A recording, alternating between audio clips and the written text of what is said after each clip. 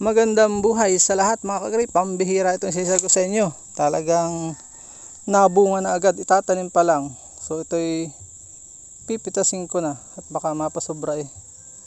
So baka muna pa ako ng mga mababait. Yan ang totoong nagtatanim pa lang ay hindi po habang yan ipananim pa lang, pinapahilom ko lang dyan para kinokondisyon. Yan, kita nyo may ugat na oh. Yan yung makabagong technique. Yung una kong dating technique ay dalawa-dalawa lang. Ngayon po, kita nyo nasuloy na oh. 3-5 na. Mas malakas po siya kumpara sa ano. Ito nalaglag o pinutol ko. Pinagdalawa ko. Oh, kita nyo may suloy na. Tatanim ko pa lang may suloy na. At yan yung ugat. Saka ko lang aabunuhan po pagka umugat na. Sa lupa pababa. Yan, yun yung ugat na yung pababa. Mas mabilis po siya kumpara doon sa dalawa lang o isa lang.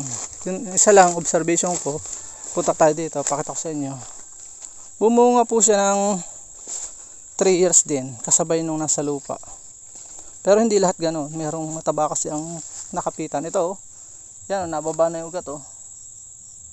Yan, may abono na siya nakaabang. Ito naman yun, yung galing doon, kasabayan po ito, isang puno lang kinuha ko noon. Ito, may buko na kaya nung naputol, nang hinayang ako, bahala na siya. Abay, tumuloy. Ganito na rin halos ng size niya. Kaya hindi po imposible yung mga napapanood natin sa Facebook na pagkaputol ng sanga, nabulaklak, inaabunuhan, at tumutuloy. Dahil nga tagbunga nung panahon na yun. So yan, kita nyo. Ilang sanga yan sa isang puno. 2, 4, 5, 6, 7, 7. Oh, ang lakas. May ugat na agad sa taas oh. Sa katawan oh, ugat din yan. Dalawa lang kada isang puno ang nilalagay ko. So yan oh. Tingnan nyo itong mga nauna. Yan oh, may naugat na oh. Nandun sila sa lupa. Pwede lang abunuhan. Saka pa yan lalakas. Nakalat na ang sanga oh, nung nauna yan oh. Pero sinundan ko pa. Gusto ko yung mabilisan na. Naiinip na rin ako sa pag-unlad. Yan oh, sa makabagong teknolohiya, bawal ang pabagal-bagal. Kaya naway may natutunan kayo sa mikli natin video. So paalam muna po. Pero bago pa akong paalam, gusto kong i-alok sa inyo yung aking kung interesado kayo sa buhay ko, matuto sa personal kong karanasan sa pag-YouTube. May ebook po tayo na binebenta ko lang po ng 40 pesos. Buong buhay ko na po yun sa experience, personal experience, hindi kayang bayaran ng pera.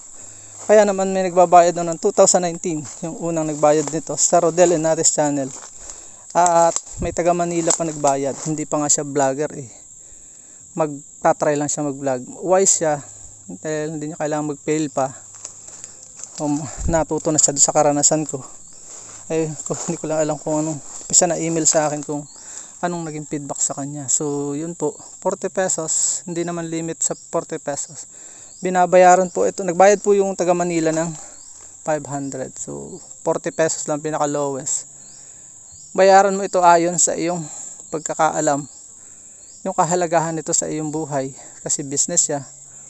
At kung lumabis ka man sa 40 pesos, ginagamit po namin yun sa mission sa buhay. So yun lang, paalam and God bless. Please support all Filipino vloggers. Pakita po natin sa mundo ng kakaisang lahing Pilipino. Ako rin uuwi, pakikot sa aking labidords, sa aking minamahal kaisa-isahang may bahay. So yun lang, tinutol ko ito, inilantad ko itong isa. Kabay po muna, marami tayong update dito at pupukus tayo sa farm. Nagtanggal na tayo ng tupa. Mas tututok po ako ngayon sa halaman sa banda-banda rin pa. Marami tayong papakita sa inyo. Magbe-venture pa po tayo sa Buda Bembo. Kaya kung hindi pa kayo nag-subscribe, mag-subscribe na po kayo. Paalam and God bless.